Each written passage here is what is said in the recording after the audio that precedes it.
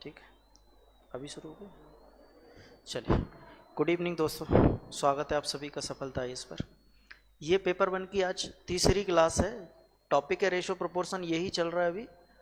एक लेक्चर और होगा इसके अंदर। चलिए तो शुरू करते हैं क्लास को। अभी पिछले 2 क्लासों में आपको लगभग 30 क्वेश्चन करा चुका हूँ।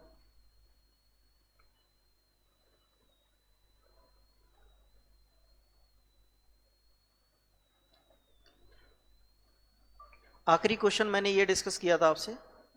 आज तीसरा दिन है। आज की क्लासेस, आज के क्वेश्चंस को देखते हैं। पहला क्वेश्चन है आज की क्लास का कि ए और बी की मासिक जो आय है 4-5 के अनुपात में है तथा उनके मासिक व्यय 7-9 के रेशो में है। यदि दोनों 50 रुपये प्रति माह बचत करते हो तो एक ही मासिक आय कितनी होगी, यानी इसकी अर्निंग कितनी होगी। तो एक छोटी सी बात आप जानते होंगे कि सर आय बराबर क्या होता है, इनकम बराबर क्या होता है, खर्चा प्लस बचत। इनकम बराबर क्या होता है, इनकम इज इक्वल टू होता है expenditure plus saving, expenditure plus saving. ठीक है, ये बात दिमाग में रखिएगा, इसी से ये क्वेश्चंस बनेंगे। जब मैं बोलूंगा कि कोई 10 रुपये कमाता है और 3 रुपये बचाता है, इसका मतलब वो 7 रुपये खर्च कर देते हैं। जब मैंने बोला कि कोई 100 रुपये कमाकर 80 रुपये खर्च कर रहा है, तो इसका मतलब वो 20 रुपये बचा रहा है। वो कैसे निकाल पा रहे हैं हम, इनकम में से अगर खर्चा घटा दोगे तो बचत आ जाएगी, और इनकम में से बचत घटा दोगे तो खर्चा आ जाएगा। बहुत बेसिक सी बात। अब कह रहा है ए और बी की जो इनकम है वो 4-5 के रेशो में।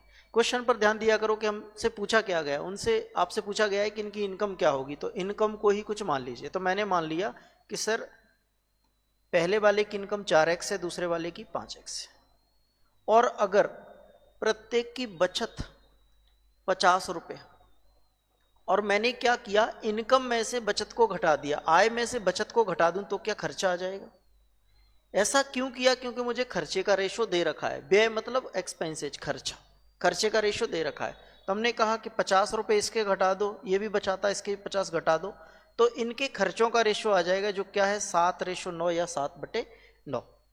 अब इस क्वेश्चन में कुछ नहीं करना, आपको क्रॉस मल्टीप्लाई करके, बहुत बेसिक सा मेथड है, मैं कोई ट्रिक नहीं बता रहा हूं, बहुत बेसिक सी कैलकुलेशन होगी, बेसिक सा मेथड है कि 9 का मल्टीप्लाई इसमें करना है और इस 7 का मल्टीप्लाई इसमें करना है। 9 का मल्टीप्लाई करते हैं तो ये बन जाएगा 36x माइनस 9 पंजे 45, 450। 7 का मल्टीप्लाई करेंगे तो ये बन जाएगा 35x माइनस 7 पंजे 35, 350। अब आपके पास एक इक्वेशन आ गई, 1 वेरिएबल, इसको हल करना है। 35x को इधर ले जाओ तो एक x बचेगा, 450 को इधर लेके आओगे तो प्लस का 100 बच जाएगा। x बराबर अगर 100 आ गया तो मुझे ये पता है कि सर जो आय है वो 4x और 5x है। तो 4x का मान 100 रखने पर ये कितना आ जाएगा, 400, ये आ जाएगा 500। ये तो 400 हो जाएगी और इसकी इनकम 500 हो जाएगी। हमसे एक ही पूछिए तो एक आंसर दे देंगे, ये ऑप्शन। ठीक है, बहुत आसान सा सवाल है। अब इसमें क्या अलग पूछा जा सकता है, सर ये पूछा जा सकता है कि ए और बी की आय का जो रेशो है वो 4-5 है, इनकम का रेशो 4-5 है, और इनके खर्चों का रेशो कुछ भी दे दिया, एक्स वाई जो भी, और बोल देगा कि पहला व्यक्ति 50 रुपये बचाता है, दूसरा व्यक्ति 100 रुपये बचाता है।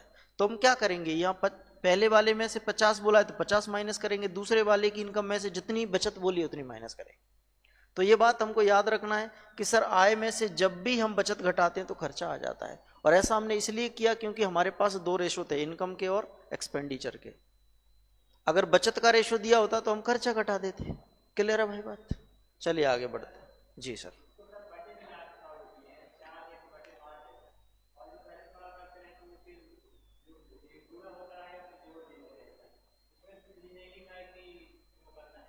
कैसा? अरे नहीं, एक मैं ये कहा कि मैंने इस 35 को इधर लेके जाओगे तो 36 माइनस 35 कर सकते हो, ये तरीका है सबसे आसान करने का इसको। तो कुल नहीं निकालने को बोला गया है ना, इसमें इसमें इनकम बोला गया है। जब हमें 2 रेशो का कंपैरिजन करना है, जब भी 2 रेशो हमारे पास होंगे तब उनका कंपैरिजन करने के लिए हम फ्रैक्शन में लिख लेते हैं, कैलकुलेशन आसान हो जाती है फ्रैक्शन में लिखने के बाद। ऐसा नहीं कि वो रेशो में नहीं हल हो सकता, तो और मुश्किल बन जाएगा। जैसे दूसरा तरीका, जैसे मैं बोलूं कि ये 4 और 5 है और आय क्या है 7 और 9। अब समझना, ये इनकम है और ये क्या है, इसके एक्सपेंसेज है। इनकम में से अगर खर्चे को घटा दूं तो बचत आ जानी चाहिए। बचत दोनों केस में बराबर है, बचत दोनों केस में बराबर है। ये भी 50 रुपये बचा रहा है और ये भी 50 रुपये बचा रहा है, ऐसा ही है ना। अगर दोनों की बचत बराबर है तो इनके बीच का जो डिफरेंस रहेगा ये भी बराबर होना चाहिए। यहाँ 1 का डिफरेंस है, यहाँ 2 का डिफरेंस है, तो मुझे इसका डिफरेंस बराबर करना पड़ेगा। तो मैंने 2 का मल्टीप्लाई कर दिया इसमें, तो ये जो नया रेशो बनेगा 8:10 बन जाएगा। अब आप देखेंगे कि जो ए व्यक्ति है और ये जो बी व्यक्ति है, 8 रुपये कमा के 7 खर्च कर रहा है, कितना बचा रहा है 1 यूनिट। ये 10 कमा के 9 खर्च कर रहा है, यानी ये भी 1 यूनिट बचा रहा है। इस 1 यूनिट की वैल्यू 50 रुपये दे रखी थी मुझे, ठीक है। अब उसने क्या पूछा है कि पहले वाले व्यक्ति की क्या बताओ इनकम। पहले वाले व्यक्ति की इनकम कितनी है 8 यूनिट, तो 8 यूनिट की वैल्यू कितनी आ जाएगी 8 पंजे 40, 400। आंसर वही है, पर इसको थोड़ा सा, ये नई चीज है, वो बहुत बेसिक है और हमारे पास इतना समय भी नहीं। दूसरी बात, इतने क्वेश्चन नहीं आते हैं कि हम बहुत नई नई चीजें ट्रिक्स सीखें। उसके लिए बहुत बेसिक से काम चल सकता है, बहुत बेसिक क्वेश्चन आते हैं, इसलिए मैंने कॉन्सेप्ट आपसे डिस्कस नहीं किया। चलिए, ए और बी का अनुपात x अनुपात 12 है, बी और सी का अनुपात 4 अनुपात बाय है। यदि ए और सी का अनुपात 5:3 हो तो x बाय का अनुपात बताओ। देखो भाई, ए बी और सी, ए और बी का अनुपात कितना है x/12 और बी और सी का कितना है 4 अनुपात बाय। अब मैंने आपको सिखाया था एबीसी का एक साथ रेशो लेना है तो क्या कर लेते, यहाँ 12 लिख लेते, यहाँ 4 लिख लेते, आपस में गुणा कर लेते। चूंकि x और y तो वेरिएबल है, ये कोई संख्या तो है नहीं, तो गुणा करने का कोई मतलब नहीं निकलेगा। हमको ये समझना है कि सर बाकी सब तो ठीक है, बी गड़बड़ है। बी क्या है, बराबर नहीं है। ये 12 और 4 बराबर नहीं, अगर ये किसी प्रकार से बराबर हो जाए तो काम हो जाएगा। तो सर 4 और 12 को बराबर कैसे करना, मैं अगर इसमें 4 का गुणा कर 3 का गुणा कर दूं, मैंने कहा कि मैं अगर इस रेशो में 3 का गुणा कर दूं तो क्या ये 12 बन जाएगा। अगर यहाँ 3 का गुणा होगा तो इसमें भी 3 का गुणा होगा, तो ये क्या आ जाएगा 12/3 बाय, यानी ये फाइनली रेशो बन गया। ये बात समझ में आई, मैं इसको मिटा देता हूं, इसकी जरूरत नहीं है। अब ए और सी का जो रेशो है a/c वो क्या है, तो आप बोलेंगे कि सर ए का मान x है और सी का मान कितना है 3 बाय। लेकिन सवाल में ए और सी का रेशो कितना दे रखा है 5/3, 5:3 या 5/3, तो मैंने यहाँ 5/3 लिखा। ये पिछले क्वेश्चन में जो आपने पूछा था कि बटे में क्यों लिखा, जब भी 2 रेशियो का कंपैरिजन करते हैं तो बटे में लिखना पड़ेगा उनको, ठीक है। अब देखिए, इस 3 से मैं इस 3 को काट सकता हूं, अगर ऊपर भी ले जाऊंगा तो भी कट जाएगा। तो x/y का मान कितना आएगा यहां से 5/1, या फिर मैं इसको क्या बोलूंगा 5:1। ऑप्शन यही पूछा था, x/y का मान बताइए, तो x/y का मान कितना आ जाएगा 5:1। क्लियर है। चलिए नेक्स्ट क्वेश्चन की ओर बढ़ेंगे। यदि 3a = 4b = 5c हो तो abc का रेशो बताना है। हमने बटे वाले तो किए थे, ऐसे क्वेश्चन किए थे, 1/2a = 2/5b = 1/7c, ऐसा तो किया था एबीसी का रेशो। लेकिन सवाल ये कुछ अलग है। सवाल है कि सर 3a बराबर है 4b बराबर है 5c के, और हमसे पूछा एबीसी का रेशो। तो हम क्या करते हैं, ये जो नंबर्स आपको दिखाई दे रहे हैं, तीनों नंबर का एलसीएम ले लेते हैं। तो इनका एलसीएम लेंगे तो कितना आएगा, 3 चौके 12, 12 पंजे 60, 60 आएगा। अब क्या कर रहे हैं, इस 3 में भाग देंगे तो ए का रेशो आ जाएगा, 3 का भाग 60 में देंगे तो 20 आएगा, और बी का मान निकालना है तो 4 का भाग देंगे तो 15 आ जाएगा, और सी का मान निकालना है तो 5 का भाग देंगे तो 12। ठीक है, एबीसी का रेशो पूछा है हमसे, तो एबीसी का रेशो 20, 15, 12 दिया जाएगा। ये तरीका इसको निकालने का। ठीक है, क्या करना है, हमें एलसीएम लेना है तीनों का, एलसीएम लेके इन नंबर्स का भाग देते जाना है बस। तो ये एबीसी का, नहीं लिखने की जरूरत नहीं, क्यों लिखेंगे 1/, नहीं नहीं। फिर अगर और दूसरा तरीका हल करने का ये बेसिक कि 3a = 4b = 5c, तो हमें किसी वैल्यू के बराबर मान लेना है, तब हम ये बोल पाएंगे कि सर a का मान यहाँ से k/3 है, b का मान k/4 है, और सी का मान k/5। तो ए बी सी का रेशो हम लिखेंगे k/3, k/4, k/5। अब के तो आपस में कट जाएगा, लेकिन हमें क्या करना पड़ेगा, इनका एलसीएम लेके ऊपर गुणा करना पड़ेगा। तो ये कैलकुलेशन तो और भी मुश्किल हो जाएगी और लंबी होगी, ये सबसे आसान तरीका है इसका, ठीक है। नेक्स्ट, घनानुपात आपको मैंने पहली ही क्लास में पढ़ा दिया है कि क्या होता है। घनानुपात यानी ट्रिप्लीकेट रेशो। ट्रिप्लीकेट क्या होता है, अगर कोई वैल्यू x/y दी है तो इसका घनानुपात क्या होता है, x³/y³। यही होता है ना, क्यूब करते हैं घनानुपात में। तो हमें सवाल दिया गया कि सर 2x + 3/5x + 4 का घनानुपात 3/4। इसका घनानुपात निकालो, 3/4 का घनानुपात, तो क्या आएगा, 3 का क्यूब यानी 27 और 4 का क्यूब कितना हो जाएगा, 64। क्रॉस मल्टीप्लाई करोगे, 64 का डबल 128x और 64 का 3 गुना, 36 18, 4 3 12, 192 बराबर 27 का 5 गुना 135x प्लस 27 दूनी 54 दूनी 108। 135x 128x माइनस करेंगे तो ये माइनस का आएगा 7x और 192 इधर जाएगा तो 192 में से 108 घटा देंगे, 12 में से 8 गया 4, 0 84, माइनस माइनस प्लस हो जाएगा। तो x बराबर क्या आ जाएगा, 7 से काटेंगे तो 7 एकम 7 12, एक बचा 14, 7 दूनी 14, 12 आ गया। x का मान कितना आ गया सर, 12। हमसे क्या पूछा है कि x का वर्ग ज्ञात करो। x का वर्ग करो, 12 का वर्ग कितना होता है, 144। ये इसका उत्तर हो करने का ये तरीका होगा इसका, ठीक है। बहुत बेसिक सा तरीका है, समझना है सवाल को। मैंने जितने भी क्वेश्चन लिए हैं सेंट्रल गवर्नमेंट के एग्जाम्स में आए हुए क्वेश्चन है सभी के सभी, चाहे वो आरआरबी रेलवे हो, एनटीपीसी के एग्जाम हो, यूपीएससी हो, यूपीपीसीएस हो, यूपीएसआई हो, दिल्ली पुलिस हो, यूपी पुलिस हो, सभी क्वेश्चन किसी न किसी एग्जाम से पूछे गए। अगला क्वेश्चन है कि सर एक कॉलेज में 25% शिक्षकों की संख्या महिला शिक्षकों की संख्या के 1/3 भाग के समान है। मैंने कहा ये मेल है और ये फीमेल है। मेल मतलब पुरुष, पुरुषों का 25%, देखो 25% ऐसे लिखा जाता है। मैं इसको फ्रैक्शन में लिखना चाहूँ तो 25/100 लिख सकते हैं इसको, परसेंटेज हटा के, तो मैंने लिखा 25/100। और अच्छा रेशो नहीं है, समान है। ये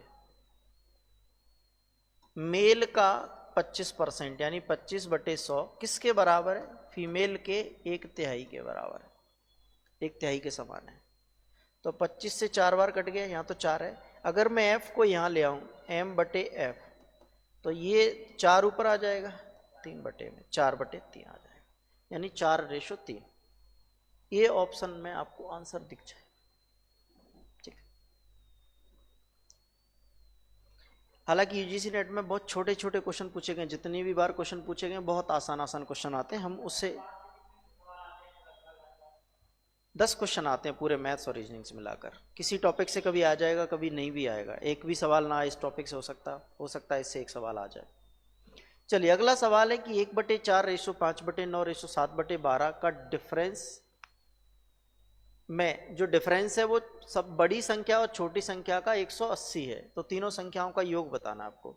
रेशो कुछ इस प्रकार दे रखे, मैंने कहा ये 3 संख्या है, 1 2 और 3। ये तीनों संख्याओं का जो रेशो है वो 1/4 रेशो 5/9 रेशो 7/12।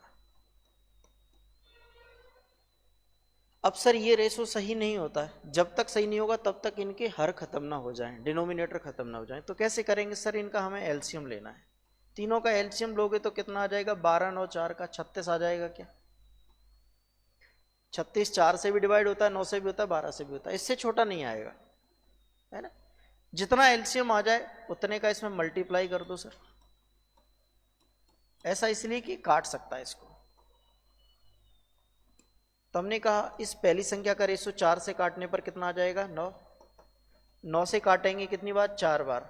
4 पंजे 20 और 12 से काटेंगे 3 बार, 7 तिया 21। चूंकि यहाँ 1 था तो 1 का गुणा करने पर 9 ही आता। अब रेशो आ गया हमारा 1। सवाल यहाँ खत्म नहीं हुआ, सवाल में आगे बोला गया है कि सर सबसे बड़ी संख्या और सबसे छोटी संख्या का अंतर 180 है। सबसे छोटी संख्या 9 है, सबसे बड़ी संख्या 21 है। इनका डिफरेंस कितना आएगा? 21 में से 9 घटाओ 12। 12 की वैल्यू कितनी दे रखी सवाल में? 180। 12 रेशो की वैल्यू, तो एक रेशो की वैल्यू कितनी आ जाएगी? 12 से भाग लगेगा, 12 कम 12, 12 पंजे 60, 15। एक रेशो की वैल्यू 15 आ गई।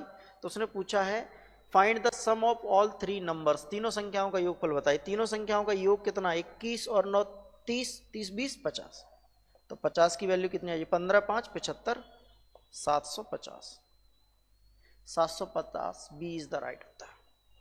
ये इसका सॉल्यूशन होगा। ठीक है जी, चलिए आगे बढ़ते हैं,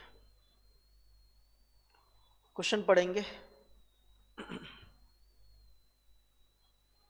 अगला क्वेश्चन है स्क्रीन पर कि एक क्लब में लड़के और लड़कियों की संख्या का अनुपात 3:2 है। तो आपसे पूछा है कि उपस्थित लोगों की कुल संख्या कितनी हो सकती है। देखिए ये ऐसे सवाल होते हैं जिसमें आपको एक संभावित आंसर देना है, लेकिन संभावित का मतलब ये नहीं है कि एक से ज़्यादा आंसर होंगे, होगा वहाँ पे एक ही, लेकिन समझना है कि कैसे हम उसको समझ पाएंगे। रेशो क्या दिया हुआ था? 3:2 है ना, गर्ल्स बॉयज़ का रेशो 3:2 है। उसने पूछा वहाँ उपस्थित लोगों की संख्या कितनी हो सकती है। समझना इस बात को, मैंने कहा कि किसी जगह 150 लोग हैं, मेल और फीमेल कितने हैं? मैन और वुमेन 150 हैं। 150 में से 50 मेन हैं और 100 वुमेन। मैंने कहा इनका रेशो तो कुछ और बन सकता है, 50 एकम 50, 50 दूनी 100, ऐसा बन सकता है। अब इनको जोड़ो जरा, इनको जोड़ कितना आया? 150। इन दोनों का जोड़ कितना आया? इससे भाग दिया जा सकता है कि 3 से 150 में दिया जा सकता है। मतलब जो भी टोटल होगा ओरिजिनल टोटल, उसमें रेशो के टोटल से भाग दिया जा सकता है, क्योंकि रेशो का मल्टीपल ही तो होता है, वो गुणजीत होता है। तो इसका टोटल कितना आएगा सर? 5। अब जो भी नंबर होगा वहां पर उपस्थित लोगों का, वो 5 का मल्टीपल होगा। या तो एक्चुअल में 5 हो सकता है, 10 हो सकता है, 15 20 25 30, 500 भी हो सकता है, 50 भी हो सकता है, 1000 भी हो सकता है, कुछ भी हो सकता है। 5 का मल्टीपल होगा। चूंकि बहुत छोटा नंबर हमें दे दिया गया तो हम उसको देखेंगे भाई, 5 से भाग दे के देखेंगे। ऑप्शन में 18 में जाता है नहीं, 16 में जाता है नहीं, 24 में जाता है नहीं, तो फिर 25 ही है। समझ पाए? बहुत छोटा सा क्वेश्चन है भाई। आगे बढ़ेंगे, अगला क्वेश्चन, नेक्स्ट क्वेश्चन पढ़ेंगे कि सर अगला सवाल था 3 संख्याओं का योगफल 51 है। 3 संख्याओं का जो सम है वो 51 है। यदि पहली का दूसरी से अनुपात 4:5 तथा पहली का तीसरी से अनुपात 1:2। क्या बोल रहा है वो? पहली और दूसरी का रेशो, और एक बार बोल रहा है पहली और तीसरी का रेशो। यानी इसमें कॉमन संख्या कौन सी है? पहली कि दूसरी? पहली है, क्योंकि पहली 2 बार आ रही है। ठीक, तो मैंने पिछली क्लास में, सबसे पहली क्लास में आपको रेशो बनाना सिखाया था। तो मैंने कहा क्या मैं रेशो का क्रम ऐसा लिख सकता हूं क्या? दूसरी पहली तीसरी, कोई दिक्कत थोड़ी है यार, अपने हाथ में लिखना। अब देखिए वो कह रहा है कि पहली और दूसरी का अनुपात 4:5 है, यानी 4 यहां आएगा, 5 यहां आएगा। समझ पाए? उल्टा करके लिखना पड़ेगा। दूसरी संख्या पहले लिखी है, पहली संख्या बाद में। और कहता है कि पहली और तीसरी का अनुपात 1:2 है, तो पहली और तीसरी का 1:2, तो अगली लाइन में लिखते हैं रेशो को। उसके बाद क्या करते हैं, बस खाली जगह भर देना है। 4 यहां आ जाएगा, 1 यहां आ जाएगा, बस इसके बाद मल्टीप्लाई करना है, तो 5 4 और 8। तो तीसरे को बीच में लिख लेते हैं हम, जिसको बैलेंस करना है। बीच में लिखने का मतलब क्या है? जो 2 बार आ गया बराबर नहीं है, उसको बराबर करना है हमें। अगर ये ऐसा होता कि यहाँ पे 4 लिखा और इसमें भी 4 लिखा होता तो हम बराबर करते ही नहीं फिर। अब आगे पूछा गया कि तीनों संख्याओं का गुणनफल बताइए। अब ये जो रेशो है ये वास्तविक संख्याएं नहीं है। क्यों? क्योंकि हमें इनका योगफल दिया हुआ है। तो हमने कहा मेरे हिसाब से योग 9 और 8 17 है। सवाल में कितना दे रखा है? 51। अगर 17 रेशो की वैल्यू 51 है तो एक रेशो की वैल्यू कितनी आ जाएगी सर? 3। एक रेशो की वैल्यू 3 आ गई। अब ये टोटल कितने? 17। है ना। उसने क्या पूछा, गुणनफल पूछा, तो पहले वो संख्या निकालनी पड़ेगी। तो 5 की वैल्यू कितनी आएगी 15, 4 की वैल्यू कितनी आएगी 4 तिया, और 8 की वैल्यू कितनी आएगी। इन तीनों का गुणा आपसे पूछा गया था, ये गुणा आपको करना है। तो 15 और 12 का गुणा करते हैं आता है 180, 180 इन दोनों का मल्टीप्लाई। 24 का और कर दो इसमें, या फिर हम 24 का गुणा इजीली नहीं कर पाते तो 12 24 का गुणा कर लो। 12 चौके 48, 12 दूनी 24, 4 28, 288। बस 288 में 15 का गुणा करना थोड़ा आसान है। 288 गुणा 15, 15 अट्ठे 120, 15 अट्ठे 120 और 12 132, 13, 15 दूनी 30 और 13 43। तो ये आ गया 4320, 4320 आ गया ये ऑप्शन। तो इसमें कैलकुलेशन थोड़ी सी मुश्किल थी, कैलकुलेशन हमको करनी पड़ेगी, ऐसी कंडीशन में कैलकुलेशन करनी पड़ेगी। क्वेश्चन तो बस इतना सा ही है सर यहाँ तक, इसके बाद तो कैलकुलेशन है ना।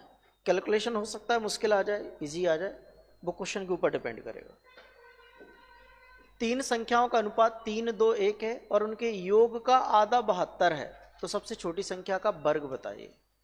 देखिए 3 संख्याओं का रेशो दे रखा है 3, 2, 1, इनके योग का आधा 72 है। योग कितना होगा इनका, 3, 2, 5 और 1 6। इसका आधा कितना है 72, मतलब 3 की वैल्यू कितनी 72, तो 1 रेशो की वैल्यू कितनी आ जाएगी 24। 1 रेशो की वैल्यू 24 आ गई, तो उसने पूछा है जो सबसे छोटी संख्या है, छोटी संख्या का रेशो तो 1 ही था सर, तो इसकी वैल्यू तो 24 आ गई, और उसने उसका वर्ग पूछा है, तो 24 का वर्ग कितना होता है 576। ये हमको याद करना 30 तक वर्ग, ठीक है, नहीं तो फिर 24 का गुणा करके ही देखना पड़ेगा आपको। जॉन और जोसेफ के पास क्रमशः 26,000 और 19,000 रुपए हैं, 26,000 और 19,000 रुपए हैं। If Joseph gave to John 1,000 rupees, then find the respective ratio of sum with John and Joseph. देखिए एक जॉन है और एक जोसेफ। जॉन के पास कितने रुपए हैं सर 19,000 रुपए, और इसके पास कितने हैं सर 26,000 रुपए। ये क्या कह रहा है कि सर जो जोसेफ है, जॉन को 1,000 रुपये दे देता है। जोसेफ के पास पैसा ज़्यादा है, अमीर आदमी है, ये अपने पैसों से 1,000 रुपये निकालता है और इसको पकड़ा देता है। सर इसकी जेब में पैसा बढ़ जाएगा, कितना हो जाएगा 20,000, और इसका पैसा ये कम हो जाएगा, इसका कितना रह जाएगा।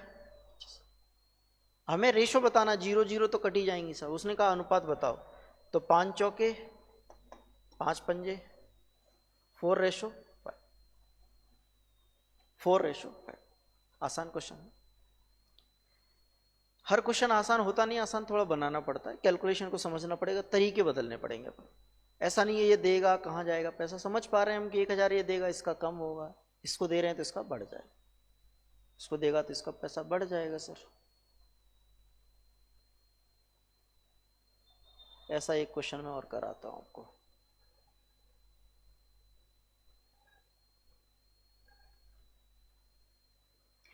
बैग एक्स और बाय में गेंदों का अनुपात 2:3 है। यदि 5 गेंद बैग बाय से निकालकर बैग एक्स में डाली जाती हैं तो दोनों बैगों में गेंदों की संख्या बराबर हो जाती है। 2 बैग हैं एक्स और बाय, इसमें गेंदों का जो अनुपात है 2:3। वो कहता है यदि 5 गेंद बाय से निकालो, इसमें से 5 गेंद निकालो और किस में डाल दो एक्स में, तो ये गेंदों की संख्या बराबर हो जाती है। सर बराबर का मतलब हमेशा 1:1 रहेगा, मतलब जितनी वैल्यू एक्स की उतनी वाई की, 1:1 हो। अब देखिए मैं ये कह रहा हूं कि जैसे ए और बी 2 लड़के हैं, इसके पास 50 रुपए हैं और इसके पास 80 रुपए हैं। कितने रुपए हैं टोटल 100। बी थोड़ा बड़ा दिल वाला है, इसने कहा भाई तेरे पास कम पैसे हैं, मैं तुझे रुक 15 रुपए देता हूं। कितने 15 रुपए। 15 रुपये, तो इसकी जेब से तो जाएंगे ना पैसे। अब इसके पास पैसे कितने बचे, 15 गए तो 65, और इसके पास 15 आ गए तो इसके पास कितने हो गए, 65। मैंने कहा आप टोटल करो तो कितना होगा, आपने कहा 130। यानी दोनों ही कंडीशन में पैसा बराबर है कि नहीं। सर दोनों कंडीशन में पैसा बराबर है तो रेशो भी तो बराबर होना चाहिए। मैंने कहा पहले एक्स और वाई के पास कितनी गेंदें थी कुल मिला के, तो आप बोले 5। अब कितनी है, तो आप बोल रहे हैं 2 ही है। सर ऐसा कैसे हो सकता है यार, जब पहले 5 थी तो अब भी 5 होना चाहिए कि नहीं, होना चाहिए। और ये कहाँ गई, बोले सर ये रेशो को बराबर करने का मैटर है, वो करना पड़ेगा हमें बराबर। ये क्या हुआ,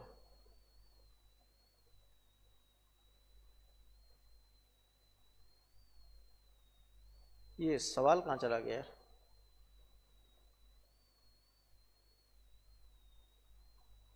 अच्छा इस पेज पे मैं सॉल्व कर रहा था, चलिए फिर से लिख देता हूँ।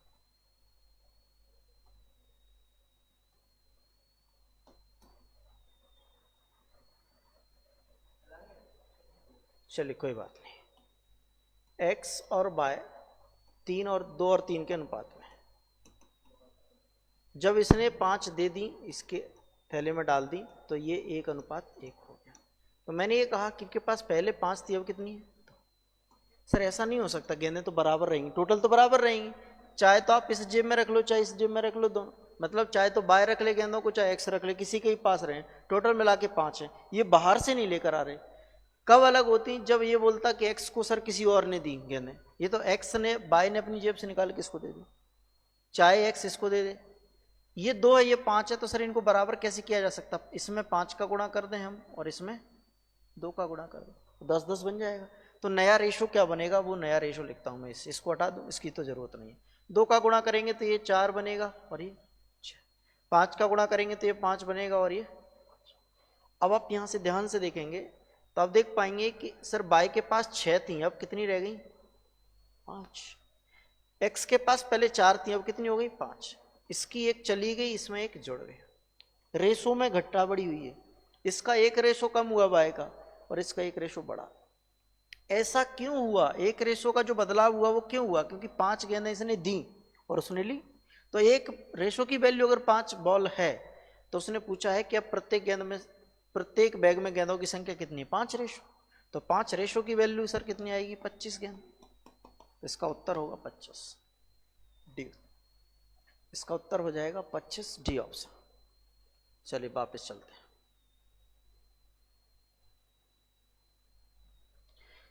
नेक्स्ट क्वेश्चन देखेंगे। अगला क्वेश्चन है कि सर x और y का माध्य 400 है तथा x और y का अनुपात 3:7 है। x और y का अनुपात 3:7 है, तो y माइनस x का मान ज्ञात कीजिए। देखिए x और y का माध्य, माध्य समझते हैं मीन या एवरेज। मीन कैसे निकालते हैं, माध्य कैसे निकालते हैं, माध्य बराबर होता है आंकड़ों का योग बटे आंकड़ों की संख्या। जैसे 2 आंकड़े x और y हैं, 2 आंकड़े हमारे पास x और y हैं, उनका मीन निकालना है तो x प्लस y बटे 2, क्योंकि आंकड़े क्या हैं 2। तो वो ये कह रहा है कि x और y का जो मीन है, x और y का मीन कैसे निकालेंगे सर, ऐसे x प्लस y बटे 2। ये मीन तो सवाल में दे रखा है कितना, 400। मीन दे रखा है 400, माध्य दे रखा है 400। तो सर x प्लस y बराबर कितना हो जाएगा, तो आप बोल पाएंगे कि x प्लस y बराबर 800 हो जाएगा, 2 का मल्टीप्लाई होगा, x प्लस y का मान 800 आ गया। जबकि वो कह रहा है कि x और y का जो रेशो है, x y का जो रेशो वो कितना है, 3:7। यही है। अगर 3 और 7 दोनों को जोड़ें तो कितना बनेगा, 10। 10 की वैल्यू कितनी है वास्तव में 800। तो एक रेशो की वैल्यू कितनी आ जाएगी सर, 80। एक रेशो की वैल्यू 80 आएगी। उसने ये पूछा है कि सर y माइनस एक्स बताओ, y माइनस एक्स, y की वैल्यू कितनी 7, x की वैल्यू 3। तो 7 में से 3 गया, y माइनस एक्स का मान कितना बचा, 4। तो 4 की वैल्यू कितनी आ जाएगी, बोले 80 गुणा 4, 320। 320 सी ऑप्शन। बात समझ आई, कोई दिक्कत? जो भी प्रॉब्लम किसी को आ रही हो कमेंट में जरूर बताएं। कोई भी सवाल अगर समझ नहीं आता है तो क्वेश्चन नंबर लिख दें आप, ठीक है जी। ये रेशो को थोड़ा सा मैं डिटेल में इसलिए पढ़ा रहा हूँ कि रेशो बेस है। रेशो जो होता है हर टॉपिक का बेस है। रेशो, परसेंटेज और एवरेज, 3 टॉपिक ऐसे हैं, अगर आपने ये तीनों टॉपिक अच्छे से पढ़ लिए तो आधा अरिथमेटिक खत्म हो गया आपका। रेशो, परसेंटेज और एवरेज चाहे कहीं से पढ़ें आप, ये तीनों टॉपिक बिल्कुल मैथ्स की जान होती हैं। इसके बिना जो DI 5 नंबर का आता है ना, 5 क्वेश्चन आते हैं DI के, 5 क्वेश्चन में से सिंगल क्वेश्चन नहीं बनेगा अगर ये तीनों टॉपिक नहीं आते तो। क्योंकि DI के किसी भी क्वेश्चन में या तो रेशो की बात होती है, या परसेंटेज की बात होती है, या फिर एवरेज की बात होती है। तो ये तीनों टॉपिक आपको आना चाहिए बहुत अच्छे से। मैं इसके बाद में परसेंटेज ही लूंगा, ठीक है। UPSI में पूछा गया सवाल है, बड़ा लंबा चौड़ा सा है। एक व्यक्ति का क्रम से किराया, स्कूल फीस और घरेलू सामान का मासिक खर्चा 3, 4, 6 के अनुपात में होता है। यदि प्रत्येक माह उसके लिए उसके द्वारा दी गई फीस 5600 रुपये है तो उसकी वार्षिक आय क्या होगी। मान लें कि उसके पास कुछ भी नहीं बचता। हम ये मान लेते हैं कि जितना भी पैसा कमाता है सब इसमें खर्च कर देता है। किन चीज़ों में? एक तो वो रेंट देता है, किराया मतलब रेंट। दूसरा स्कूल की फीस देता है, फीस लिख देता हूँ मैं इसकी, फीस देता है। और तीसरा वो खर्चा करता है, अदर खर्च, एक्सपेंसेज। इसका जो रेशो है वो 3, 4 और 6।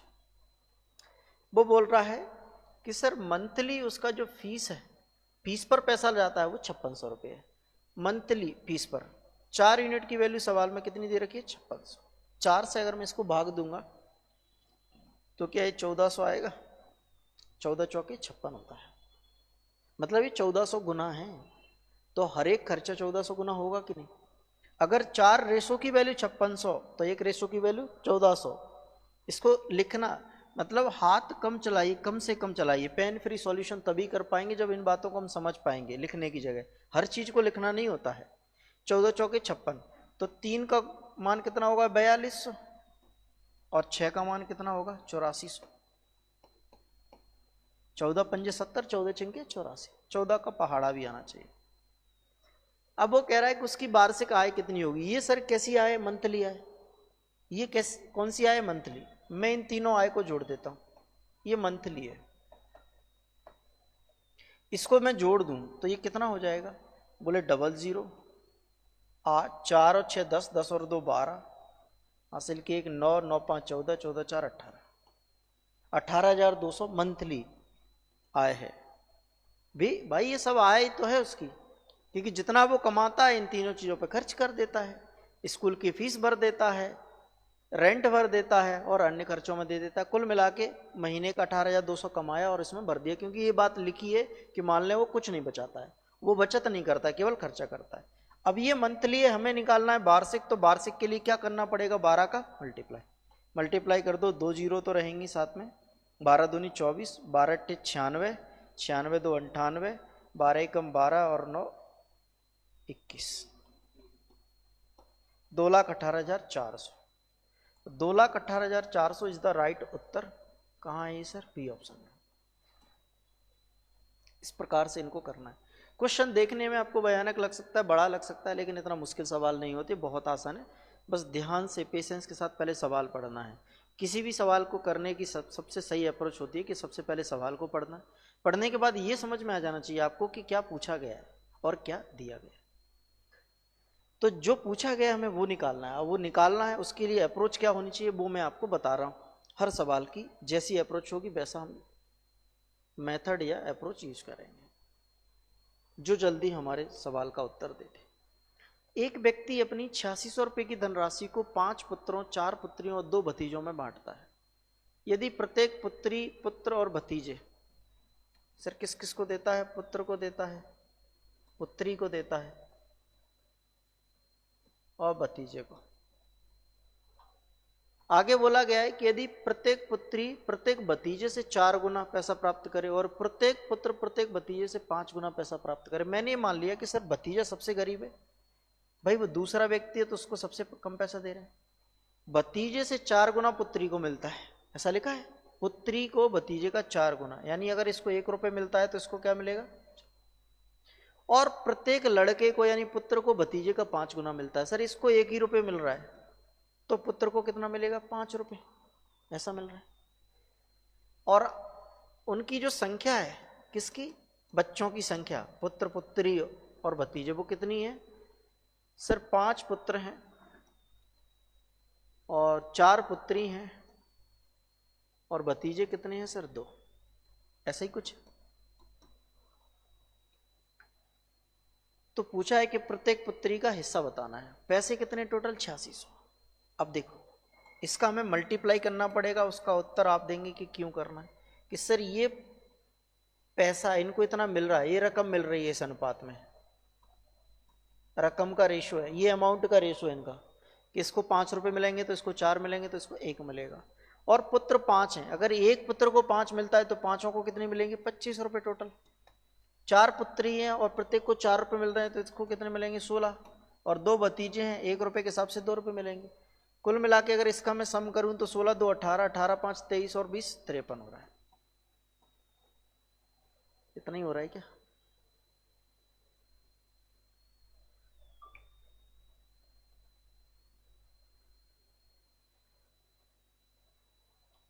पच्चीस और 15 40, 41 2 43 हो रहा है यार, वही तो कह रहा हूँ, 53 गलत लिखा है मैंने। 43, इस 43 की वैल्यू सवाल में कितनी दे रखी है? 8600। 43 का अगर आप डबल करते हैं तो 86 होता है। तो सर एक रेशो की वैल्यू कितनी आ जाएगी? 2 और उसके आगे 2 जीरो, 200। हमसे क्या पूछा गया? प्रत्येक पुत्री का हिस्सा। सर प्रत्येक पुत्री का हिस्सा तो कितना है? 4 रुपए। 4 रुपए है ना, तो 4 यूनिट की वैल्यू कितनी आ जाएगी? 800। अगर वो पूछता कि सभी बेटियों को पैसा कितना मिल रहा है, तब 16 की वैल्यू निकालते हैं हम, समझ पा रहे? तो 800 सी ऑप्शन में है, ये इसका उत्तर है। ठीक है, कोई दिक्कत? आगे बढ़े, नेक्स्ट क्वेश्चन की ओर चलते हैं। अगला क्वेश्चन है, यदि एक कारखाने में मजदूरों की संख्या में कटौती 15-11 के अनुपात में हो और उनकी मजदूरी 22-25 के अनुपात में बढ़ाई जाए तो उनकी कुल घटी हुई मजदूरी का अनुपात बताओ। देखो सर, ये मजदूर है और ये मजदूरी है। वो कह रहा है कि एक कारखाने में मजदूरों की संख्या में कटौती कर देते हैं। सर पहले मजदूर अच्छे से काम नहीं कर रहे हैं, ज़्यादा मजदूर हैं, काम कम है, तो उन्होंने कहा कि मजदूरों को कम कर देते हैं। पहले जो मजदूर 15 थे अब कितने रह गए? 11 रह गए। तो ये मजदूरों की संख्या है। जो मजदूर 15 थे अब 11 रह गए। ये जो रेशो है ना, ये पहले वाली वैल्यू है और ये अब की है। ठीक है, ये पहले और ये अब की वैल्यू, मतलब वर्तमान की स्थिति है। वो कह रहा है मजदूरी में बढ़ोतरी करते हैं। अब हमने मजदूरों की संख्या कम कर दी तो हमने ये बोला कि सर आप ही अच्छा काम करो, आपको ही पैसे बढ़ा कर देंगे। तो जो पैसे पहले 22 रुपए मिलते थे मजदूर को मजदूरी, अब वो मजदूरी कितनी मिल रही है? 25 रुपए। तो ओवरऑल इनको जो पैसा मिलेगा, पहले कितना मिलता था? बोले 15 मजदूरों को 22 रुपए के हिसाब से मजदूरी मिलती थी। कितनी मिलती होगी? 15 दूनी 30, 15 दूनी 30 और 3 33। और अब कितनी मिलती है? बोले 25 का 11 में गुणा करेंगे तो 200। अब इसको हमें काट देना है, 11 से काटते हैं तो 11 तिया 33, 30 और 11 से इसको काटो, 11 दूनी 22, 11 पंजे 55, 5 से और काट दो तो 6/5। तो जो घटी हुई मजदूरी है वो 6 से 5 रह जाएगी। अब कितनी रह जाएगी सर? 6 से। पहले 6 थी, अब कितनी रह गई? 5। ऐसा क्यों किया? मतलब मजदूरों की संख्या कम करी और एफिशिएंसी बढ़ाने के लिए उन्होंने कहा मजदूरी बढ़ा देते हैं। ये मजदूरों की संख्या थी, ये उनकी मजदूरी है प्रति व्यक्ति। तो ओवरऑल मजदूरी इतनी जा रही थी पहले, अब इतनी जा रही है। अब इस सवाल में वो चाहता तो ये बोल देता कि इस प्रकार उनकी मजदूरी, कुल मजदूरी का जो खर्च है वो कम हो गया, इतना कम हो गया। तो हम इन दोनों का अंतर देख के कंपेयर करते थे सवाल को, है ना, और उसमें जो निकालना होता वो निकाल सकते थे। रिजवान ने एक बॉक्स में लाल, नीली कांच की गोली रखी। लाल तथा नीली गोलियां 5-4 के अनुपात में है। 5 लाल गोलियां खो जाने के बाद अनुपात 10-9 हो जाता है। तो उसके पास अब कितनी गोलियां बची? अब कितनी गोलियां बची? देखिए, ये लाल गोली, रेशो में एक बात याद रखना कि जिसका रेशो हम कम कर रहे हैं, जिसके रेशो में कुछ मिलावट कर रहे हैं या निकाल रहे हैं, उसका ही रेशो बदलता है। जिस चीज़ के साथ हम कोई छेड़खानी नहीं करते उसका रेशो नहीं बदलता है। जैसे उसने कहा कि लाल और नीली गोलियों का जो अनुपात था शुरुआत में कितना था, 5:4। 5 लाल गोलियां खो गई, इसमें से 5 गोलियां खो गई मतलब निकल गई, तो अब जो रेशो है वो कितना हो गया, 10:10। सर गोलियां कौन सी मिसिंग हुई थी, रेड, नीली वाली से तो हाथ नहीं लगाया था, तो नीली का रेशो सेम रहना चाहिए था, नीली का रेशो नहीं बदलना चाहिए था। तो सर यहाँ तो ये 4 था, ये 9 हो गया, गड़बड़ हो गया, रेशो गड़बड़ हो गया, इसको ठीक करना पड़ेगा। कैसे करें, 9 और 4 को बराबर करना है तो मैं इसमें 9 का गुणा कर दूं और इसमें 4 का गुणा कर दूं, ऐसा कर सकते। 9 का गुणा करूंगा तो ये पूरा रेशो कितना बन जाएगा, 9 पंजे 45 और 9 चौके 36। ये पुराना रेशो है लेकिन इसका यूज करना है हमें सवाल में अब। और इधर 4 का गुणा करेंगे तो ये कितना बनेगा, 40 और 9 चौके 36। हमने देखा कि ये गोलियां तो सेम है। कमी कहाँ आई, यहाँ कितने की आई है, 5 की। अगर 5 यूनिट की वैल्यू कितनी है, वास्तव में 5 ही गोलियां खोई हैं अपनी, 5 यूनिट की वैल्यू 5 है, तो अब गोलियां कितनी है, सर अब गोलियां इतनी है टोटल। अब उसने पूछा है तो उसके बाद पास अब कितनी गोलियां बची, सर उसके पास 40 और 36 कितनी हो गई, 76 गोलियां, इतनी गोलियां बची थी, 76 गोलियां बची। कुछ लोगों को शायद ये मेथड समझ में नहीं आया हो, ट्रिक लगी हो, तो मैं एक बेसिक और बता देता हूँ। वो बेसिक भी बुरा नहीं है, बहुत बढ़िया सवाल है, मतलब बेसिक से भी किया जा सकता है, बहुत आसान है। उसने कहा ये लाल गोली है और ये नीली गोली है, ठीक है। ये पहले शुरुआत में कितनी थी, 5 और 4। मैंने इसको 5x और 4x मान लिया क्योंकि इनसे ही सवाल बनाना मुझे। गोली कौन सी खो जाती है, लाल, कितनी कम हो जाती है, 5, ये तो उतनी की उतनी है। अब अनुपात कितना हो जाता है, 10/9। बस ऐसे सॉल्व कर देना, ये और भी आसान रहेगा। क्रॉस मल्टीप्लाई करना है, ये 9 का ऊपर वाले में 10 का नीचे, तो 9 का इसमें करेंगे तो क्या बनेगा, 45x - 45 बराबर 10 का गुणा करेंगे तो क्या बनेगा, 40x।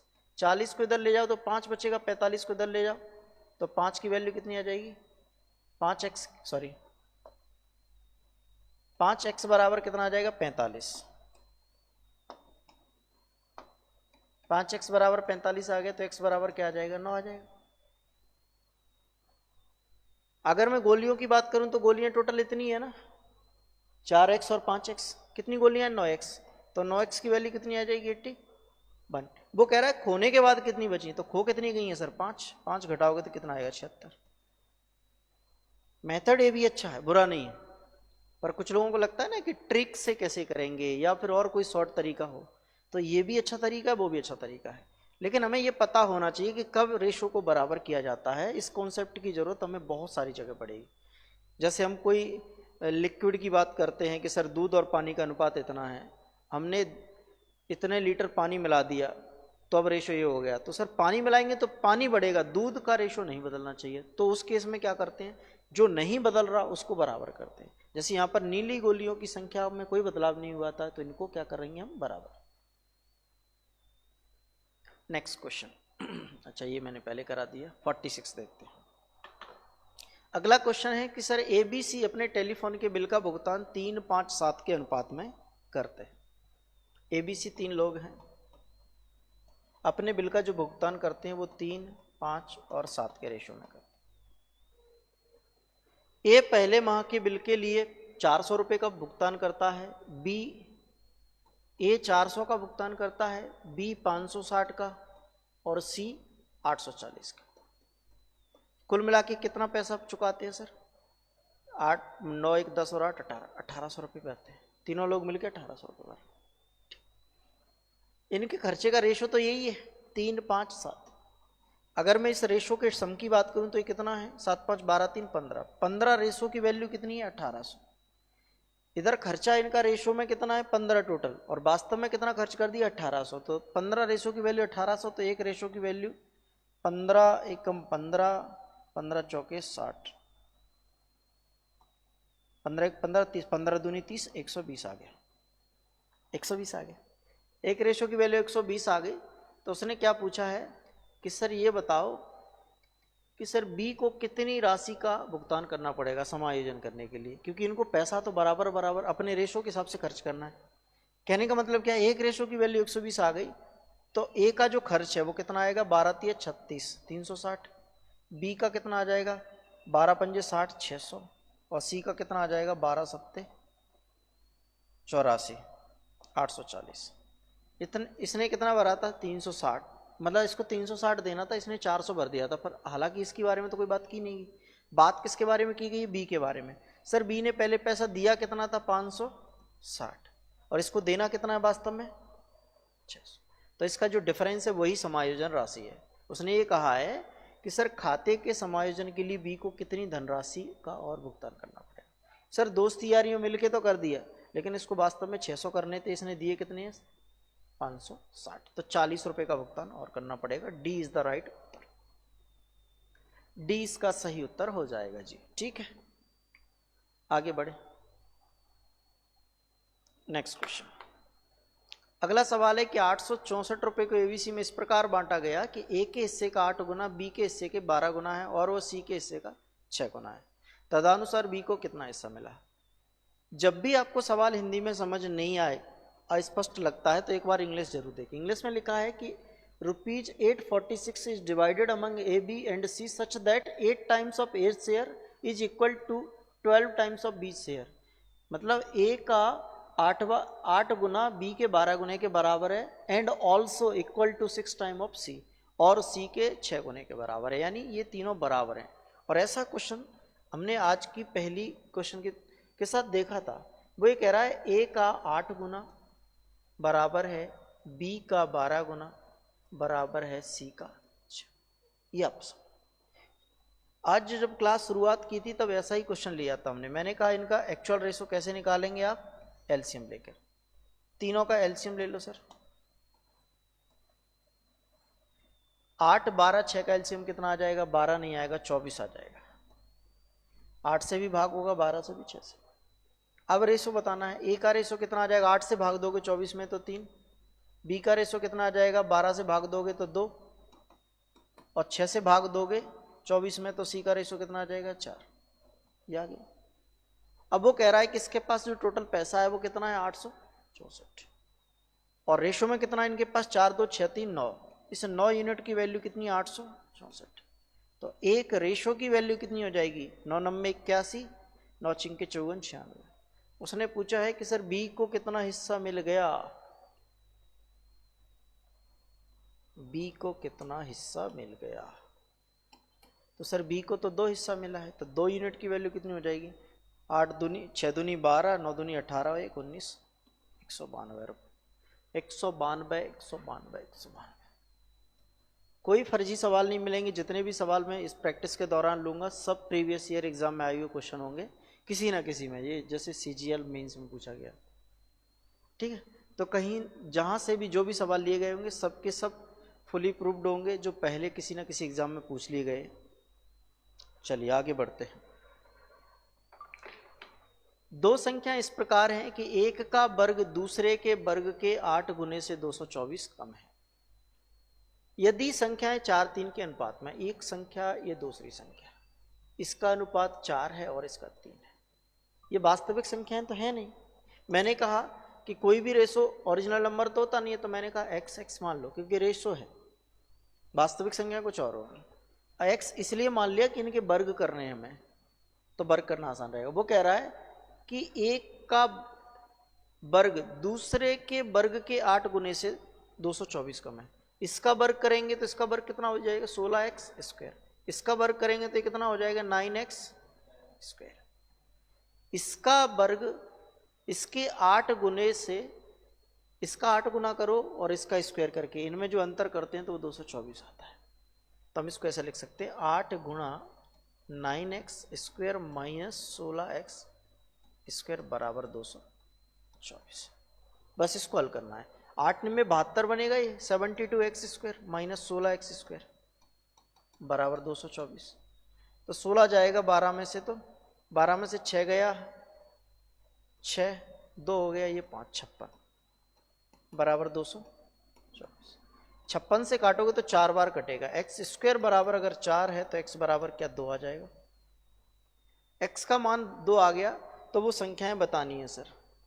संख्याएं क्या होंगी, x का मान 2 है तो ये 8 हो जाएगी, और ये कितनी हो जाएगी सर 6, 6 और 8 या 8 और 6। ठीक है, तो बहुत आसान क्वेश्चन था, कोई मुश्किल चीज नहीं है। नेक्स्ट क्वेश्चन देखते हैं।